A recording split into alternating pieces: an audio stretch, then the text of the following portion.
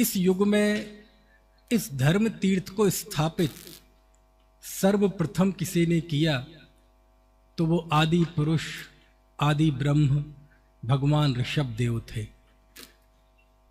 जो थोड़ा सा भी शास्त्रों का अध्ययन रखते हैं या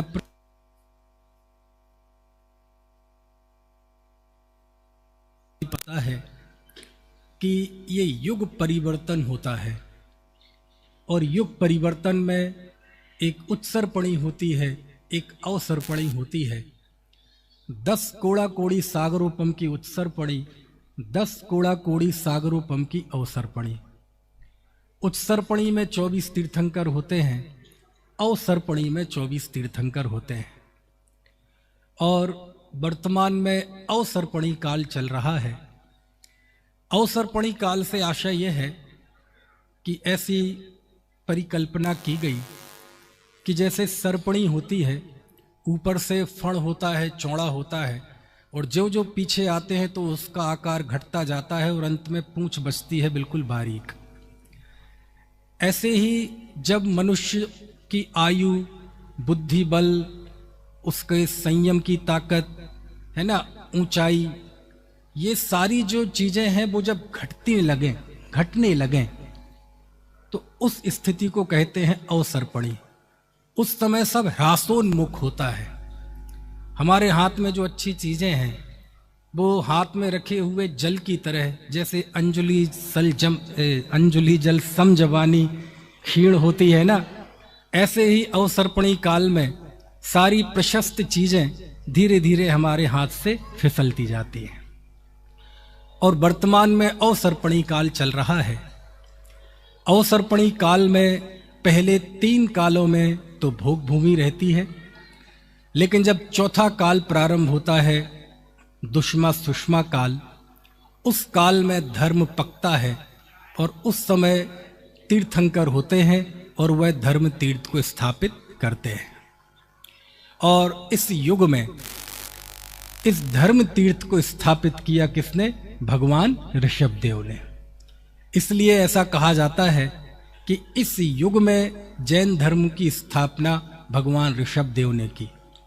ये बात एक दायरे में सत्य है इस युग में, लेकिन जैन धर्म की कोई शुरुआत नहीं है। यह एक अनादि अनंत सत्य सनातन परंपरा है। हाँ, इस युग में जैन धर्म को भगवान ऋषभ देव ने स्थापित किया।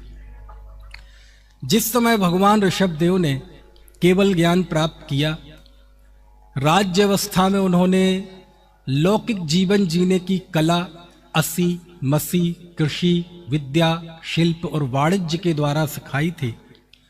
लेकिन जब वह सन्यासी हो गए और केवल ज्ञान की प्राप्ति की तो उन्होंने समो शरण में दिव्य ध्वनि के द्वारा पारलौकिक जीवन जीने की कला सिखाई। इस तरह इस युग में लौकिक जीवन हो चाहे अलौकिक जीवन हो, दोनों जीवन की कला सिखाने वाले कोई थे तो भगवान ऋषभ देव थे। ऋषभ देव के बाद उनके द्वारा स्थापित किया हुआ धर्म अलग अलग तीर्थंकरों के काल में चलता रहा। और पुष्पदंतनाथ भगवान, नाम तो सुना है ना आपने, कौन से नंबर के हैं? 9वें नंबर के भगवान पुष्पदंतनाथ, जिनका दूसरा नाम सुविधिनाथ है। 9वें तीर्थंकर के काल तक वह धर्म निरंतर चलता रहा, अविच्छिन्न रूप से चलता रहा, बीच में कभी भी कोई अंतराल नहीं आया। लेकिन पुष्पदंतनाथ भगवान से लेकर 16वें तीर्थंकर शांतिनाथ भगवान तक 7 बार बीच में धर्म की विच्छुत्ति हुई। यानी ऐसी स्थिति बनी कि धर्म की नदी सूख गई, धर्म का उपवन उजड़ गया, चतुर्विध संग समाप्त हो गया। उस समय ना कोई तीर्थंकर तो थे ही नहीं, है ना, और केवली भी नहीं, मुनि भी नहीं, श्रावक भी नहीं, श्राप का भी नहीं, मंदिर भी नहीं, मुमुक्षु मंडल भी नहीं, फेडरेशन भी नहीं, समझ में आया, स्वाध्याय सभाएं भी नहीं, पंच कल्याणक भी नहीं। कितने बार? 7 बार। 9वें तीर्थंकर भगवान पुष्पदंतनाथ से लेकर 16वें तीर्थंकर भगवान शांतिनाथ। आज की चर्चा से आपको ये भी पता चलेगा कि शांतिनाथ भगवान का इतना महत्व क्यों है। क्योंकि हमारे बीच में शांतिनाथ भगवान के महत्व का एक ही कारण है, वो क्या है कि उनका नाम शांतिनाथ है। क्योंकि हमने सब भगवानों को एक न एक पोर्टफोलियो दे रखे हैं। रक्षा का विभाग पार्श्वनाथ का, शांति करने का विभाग शांतिनाथ का, चेचक ठीक करने का विभाग शीतलनाथ का। समझ में आए ना? अज्ञान की जड़ें कितनी गहरी हो सकती हैं, है ना, इससे पता चलता है। तो आज मैं आपको बताऊंगा शांतिनाथ भगवान का इतना महत्व क्यों है। क्योंकि आज धर्म तीर्थ की स्थापना की है पार्श्वनाथ भगवान ने, लेकिन उनके पहले विच्छुत्ति नहीं थी धर्म की, है ना। तो 16वें तीर्थंकर तक। अब आप कहेंगे आपको ये कैसे पता? तो ये बात आचार्य यति वृषभ भगवान ने तिलोय पंडिती की गाथा 1278, 1279 और 1280 इन 3 गाथाओं में धर्म की 7 बार विच्छुत्ति का सर्वप्रथम उल्लेख किया।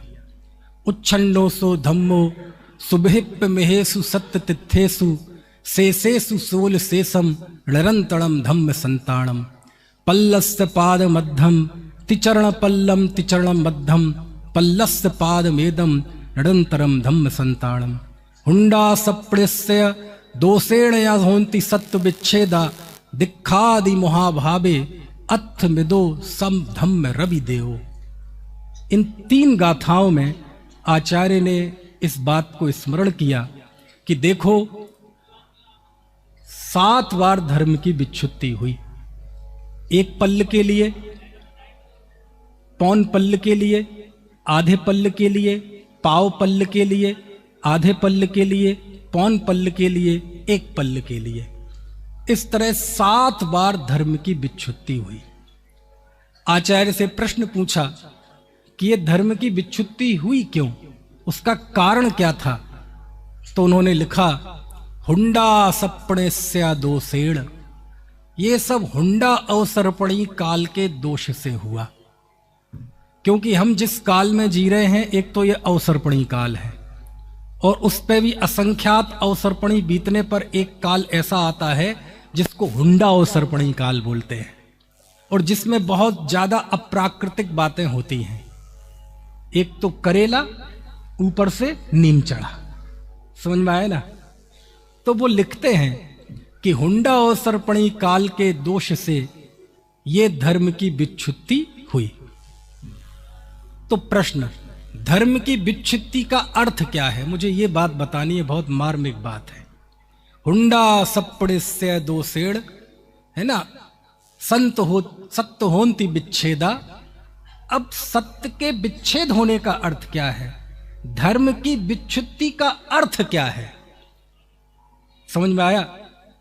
तो आचार्य लिखते हैं दिक्खादि महाभावे। ओहो, दीक्षा के अभिमुख परिणाम का अभाव हो गया। क्या हो गया? धर्म की विच्छुत्ति का अर्थ क्या है? धर्म की विच्छुत्ति का अर्थ ये नहीं है कि जय जयकार के नारे लगाने वालों का अभाव हो गया। धर्म की विच्छुत्ति का अर्थ नहीं है कि अब मंदिर नहीं रहे, तीर्थ नहीं रहे, संगठन नहीं रहे। धर्म की विच्छुत्ति का यह अर्थ नहीं है। धर्म की विच्छुत्ति का अर्थ करते हैं आचार्य दिक्खादि महाभावे। दीक्षा के अभिमुख परिणाम का अभाव हो गया, यानी वैराग्य परिणाम नष्ट हो गया, दीक्षा का परिणाम नष्ट हो गया, दीक्षा का भाव नष्ट हो गया, संयम धारण करने का भाव नष्ट हो गया। इस भाव नष्ट होने का ही नाम था धर्म की विच्छुत्ति हो गई। क्यों? क्योंकि धर्म क्या है? जब हम कुंद कुंद भगवान के चरणों में जाते हैं और उनसे पूछते हैं कि हे आचार्य धर्म किसे कहते हैं, तो वो बताते हैं कि भैया धर्म कोई हवाओं में नहीं होता, धर्म कोई फिजाओं में नहीं होता, धर्म कोई ऐसा पानी की तरह बहता नहीं है। धर्म धर्मात्मा में होता है। धर्म कहां होता है? साकार रूप से धर्मात्मा में होता है। आप किसी मिठाई की दुकान पर जाएं और उस हलवाई से ये कहें कि आप 1 किलो मीठा दे दीजिए, तो वो पलट के आपसे प्रश्न पूछेगा कि मीठे में आपको क्या चाहिए। आपको रसमलाई चाहिए, रसगुल्ला चाहिए, गुलाब जामुन चाहिए, रबड़ी चाहिए। हालांकि रात्रि में इन चीजों का नाम लेना थोड़ा जोखिम पूर्ण हो जाता है। यही पूछेगा ना, बोले नहीं नहीं नहीं, ये सब नहीं चाहिए, हम तो अभेद वाले हैं, हमें तो 1 किलो मीठा चाहिए। तो भाई मीठे में आपको चाहिए क्या? ऐसा कोई मीठा हवा में उड़ता हुआ कोई पदार्थ है क्या? वो मीठा, वो मिठास किसी वस्तु में होती है, उस वस्तु से अलग कोई मिठास नहीं होती है। मिठास होगी तो इन्हीं चीजों में होगी। समझ में आए ना? ऐसे ही धर्म ऐसा उड़ता हुआ नहीं होता। न धर्म चर्चाओं में होता है, न धर्म हवाओं में होता है, न धर्म घास फूस में होता है, न धर्म बहते हुए पानी में होता है, और न धर्म ऐसा सूंघा जाता है, और न धर्म सुनाई देता है, और न धर्म ऐसा छुअन में आता है। तो कहां होता है धर्म? धर्म धर्मात्मा में होता है। समझ में आए ना? तो कुंद कुंद भगवान से पूछा कि धर्म क्या है, तो हमसे पूछेंगे तो हम कहेंगे अनेकांत धर्म है, अहिंसा धर्म है, स्यादवाद धर्म है, अकर्तावाद धर्म है, दृष्टि का विषय भगवान आत्मा धर्म है। कुंद कुंद देव कहते हैं ये जो नग्न दिगंबर वीतराग संत की जो मुद्रा है, बस इसी का नाम धर्म है। यदि आपको अपरिग्रह देखना हो, क्या वीतराग संत की, मुनि की जो मुद्रा है, बस इसी का नाम धर्म है। बोले अहिंसा देखना हो तो अहिंसा का जीवंत रूप क्या है? बोले ये मुद्रा देख लो। अपरिग्रह का जीवंत रूप क्या है? बोले ये मुनि मुद्रा देख लो। करुणा का जीवंत रूप क्या है? बोले ये मुनि मुद्रा देख लो। अनासक्ति का जीवंत रूप क्या है? बोले ये मुनि मुद्रा देख लो। समझ में आए ना? इसलिए वो आपने सुबह भजन शायद पढ़ा होगा, मैं था नहीं, उसके बाद आहार दान के बाद कौन सा मुनिबर आज मेरी गाया था, उसमें एक पंक्ति आती है? चलते फिरते ओ, चलते फिरते तीर्थ पाए हैं। ये तीर्थ मतलब क्या है? रत्नत्रय। क्यों? धर्म जीवंत होता है। इसलिए जब यति वृषभ आचार्य कहते हैं कि 7 बार धर्म की विच्छुत्ति हुई, तो उस विच्छुत्ति का अर्थ क्या है? तो उन्होंने कहा दीक्षा लेने का भाव नष्ट हो गया, संयम का भाव नष्ट हो गया, संयम का परिणाम नष्ट हो गया, इसी का नाम है धर्म नष्ट हो गया। इसलिए मैं सभी आत्मार्थियों से कहना चाहता हूं, आप संयम अंगीकार करें ना करें, कब करें, कर पाएंगे नहीं कर पाएंगे, ये सबकी अपनी अपनी होनहार और पुरुषार्थ है। लेकिन जीवन का विजन ऐसा जरूर बनाए कि मुझे इस जीवन में संयम अंगीकार करना है। क्योंकि यदि भाव नहीं हुआ, लक्ष्य नहीं हुआ, पक्ष नहीं हुआ, तो लोक से धर्म का नाश हुआ कि नहीं हुआ, हमारे विजन में से धर्म का नाश हो गया। और इस तरह तीर्थंकर देव भी सामने विराजमान हो, लेकिन आपके विजन में, दृष्टि में दीक्षा का परिणाम ना हो, तो आपकी परिणति से धर्म की विच्छुत्ति हो गई। समझ में आए ना? इस तरह 16वें तीर्थंकर शांतिनाथ भगवान तक ये धर्म रथ निरंतर चलता रहा। लेकिन शांतिनाथ भगवान के द्वारा जब धर्म तीर्थ की स्थापना हुई फिर से, उसके बाद आज तक वह धारा टूटी नहीं है। इसलिए तब से लेके आज तक की इस तत्व ज्ञान की धारा को, जिनवाणी की धारा को क्या कहते हैं? शांति धारा। अच्छा, समझ में तो नहीं आया आपको मैंने क्या बात कही है? कितने लोगों को समझ में आया? जरा हाथ खड़े करो। ज्यादातर वो लोग हैं जिन्हें समझ में नहीं आया। मैं आप आज को शांति धारा बता रहा हूं। शांति धारा क्या चीज है? समझ में आया? शांतिनाथ भगवान का इतना यश क्यों है, इतना नाम क्यों है? आज जो तत्व ज्ञान हमारे पास है, ऋषभ देव द्वारा स्थापित नहीं था। यद्यपि वो ही है, लेकिन भौतिक रूप से वो तो विच्छुत्ति हो चुकी थी। लेकिन शांतिनाथ भगवान ने जब इसको स्थापित किया, तो शांतिनाथ के द्वारा स्थापित किया हुए धर्म चक्र है ना, बात के तीर्थंकरों के द्वारा चलता हुआ आज हमारे तक पहुंचा है। इसलिए शांतिनाथ भगवान का इतना यश है, इतना नाम है। इसलिए नहीं कि उनका नाम शांतिनाथ है। समझ में आया ना। खैर, इस तरह भगवान महावीर तक ये निरंतर तीर्थंकर की परंपरा चलती रही, धर्म तीर्थ का प्रवर्तन चलता रहा।